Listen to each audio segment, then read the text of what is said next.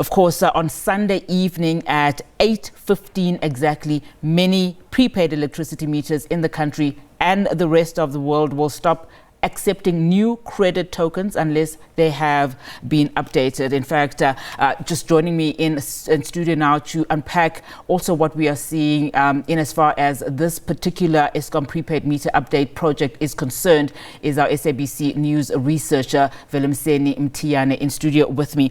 Of course, Veli, good morning to you, but just taking a look at what's happening, I mean, so many questions have been raised. Not too long ago, the Minister of Electricity and Energy, Dr. Jose Ramokgopa, said that the operating hours for Eskom will be extended to allow, these people that have been queuing for so long to be assisted. What we're hearing in Orlando from Calvin is that there's not a single Eskom employee. Of course, we are going to try and see if we can get confirmation from Eskom. But what are your observations in as far as this? And perhaps let's take a step back and just find out, why are we migrating into this new system? Well, good morning to you, Unati, as well as to the viewers at home.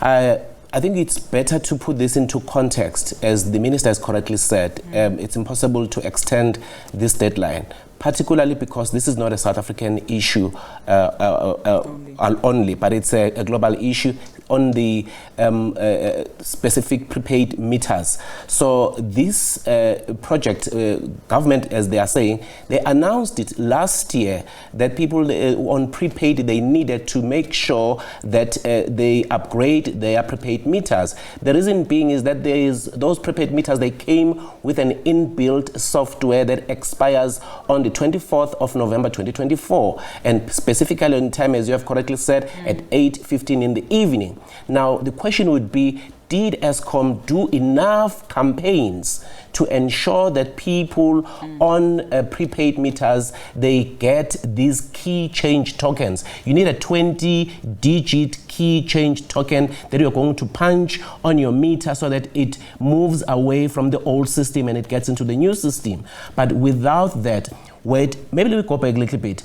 Others, like municipalities, when people were buying the tokens, credit tokens of electricity, they were being issued with these 20-digit key change tokens. So then, but again, how was that being monitored to ensure that everyone was getting to be given an opportunity to move? Because I feel like there's been a lot of loopholes, and I feel like it's without casting any aspersion, but I feel like the project somehow was not properly managed. Because even as you're talking right now, they have said that they're extending hours, but in some of the areas where they're supposed to be operating, but we are not seeing Eskom workers there. We don't know the reasons yet, but still the fact that there are people on the queue and no one is attending to them, it doesn't look good, and it doesn't look good on the Eskom.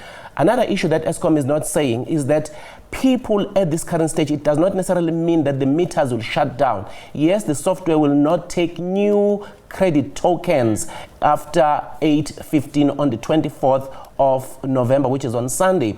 But the credit that is already uploaded on the meters will continue to run. So the other way to deal with this, Unati, is that people must start buying more tokens now, so that even if the 24th comes and they have not been issued with their 20-digit key change tokens, but at the very least, they still have credit in their prepaid meters to run them maybe for another few days or even a week while they're still trying to get the key change tokens. So I think that message needs to be clear.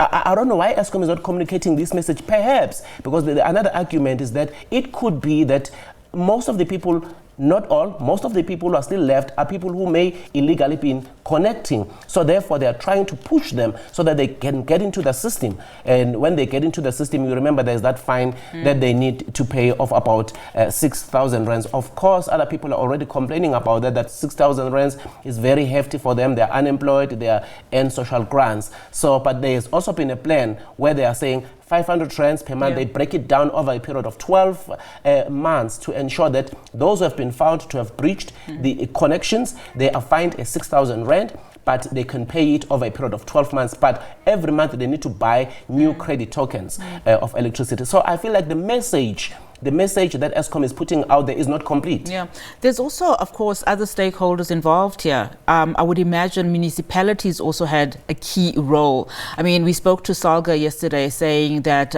as far as possible, they've even run data, just showcasing how much municipalities have gone also in as far as communicating this message. I mean, ongoing tax abuse, undoing tax abuse, in fact, CEO saying that this chaos that we are currently seeing is probably also a symptom of just the inability to attend to urgent matters in the country. Or it could also be that South Africans were really not heeding this message, because as it stands, we know that over 2 million or so households don't have this necessary upgrade that's needed. There could be various reasons. You've mentioned the illegal connection system, but there's also faulty meters, we know. But also what it does also tell you is that a lot more South Africans have migrated. So perhaps the question here is this a symptom of this was not prioritized? Because if you're saying that this is a worldwide issue in terms of migrating the actual network and the system, should South Africans have not been told earlier, or at least given 2 deadlines, if you know what I mean? Well, it's something that I thought of, that if Eskom had again, I don't want to come as if I'm accusing them, but if they had planned this properly, they could have had their own deadline as Eskom, because the municipalities, they've done it much better. Remember, they've got a system that almost works effectively for them as municipalities. They've got councillors, so they could ask the councillors to have meetings with specific wards and then have that message cascaded down to the people. But those who are directly buying from Eskom, then the challenge is with them, because Eskom is not coming down to the people. Like as we are seeing here now, they're having pop-up service stations, and some of them are not manned. Now the question we are asking, why they're not using the very same system of ward councillors, why they're not using social media, why they're not buying airtime from the media houses, why they are not ensuring that they put up posters out there to ensure that there is sufficient communication of messaging. Because at this point, it does appear as if the message has not fully cascaded down to the people, particularly with Eskom customers. And what do we read on just the issue of capacity? I mean, we have one particular Eskom facility that's not been opened. This after the minister has announced that there will be extended periods of operating times, in fact, to allow those that have not migrated to the new system to do so. And yet we are sitting with elderly people queuing from 2 a.m. in the morning. It's now just before 10 o'clock in the morning, and that particular facility is not open. We are still trying to determine how that picture is looking like, across the country. But what does that tell us about capacitating employees to manage this particular problem, especially given the fact that this is something that was extended by Eskom themselves? Well, you mentioned earlier that OUTA had raised some concerns about maybe the country's inability to deal with urgent issues. I would take it further and say there is a tendency perhaps in this country that people who appear to be on the lower end of the society, where their issues are not being prioritized, the indignity in which they are subjected to. You have elderly people who have to wake up at 2 a.m. to stand on the queues, and without intervening sufficiently to ensure that such does not happen. We could do much better to ensure that we keep the dignity of all the citizens, whether they are paying or not paying. But at the end of the day, they are the citizens of the country, and Eskom, I say they should have gone far and beyond to ensure that the system is smoother. But again, our South Africans, we need to get to a point or to a culture of user must pay. I think the state of finances in our country, if you look into the debt to GDP that we have and the issues that we have as a country in terms of public finances, I think as a society we need to adopt a culture where we pay for what we use, whether it's electricity or it's water. But in this case, even those who are up to date with their payments, there are still some of them not knowing whether they have been upgraded or not. So I think the communication, it boils down to the communication, Onati.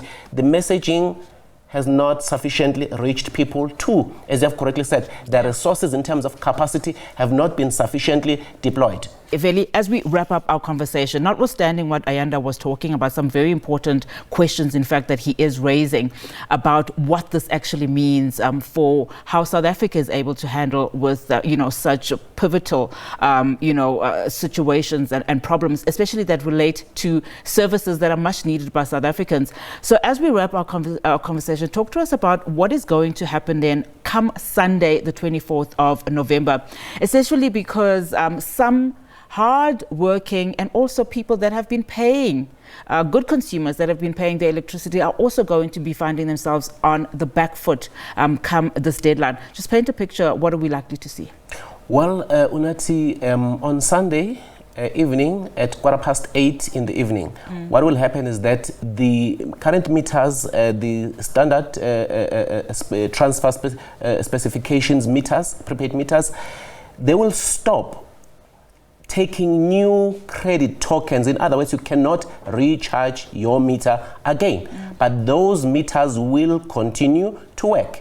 In our research that we have done, we found out from the association that works with this system of meters that says the meters will continue to work as long as they will still have credit in them. So what we can say to the consumers, they can check this with their authorities. They need to get more credit to take them over to the few days and to the next week.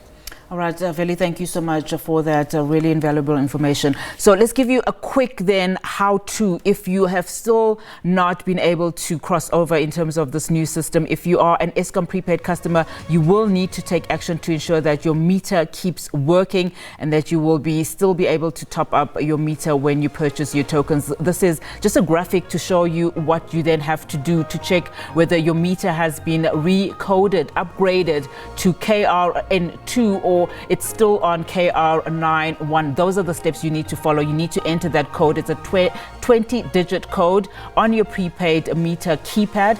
The screen will display either the number 1 or number 2, and in some cases there may also be alphabetic letters alongside the KRN number. Number 1 means your meter is still on KRN1 and needs to be recoded, upgraded to KRN2. Of course, as we've been saying throughout the program and in other shows as well, that the deadline is on the 24th of November, and as we've heard, it will not be extended.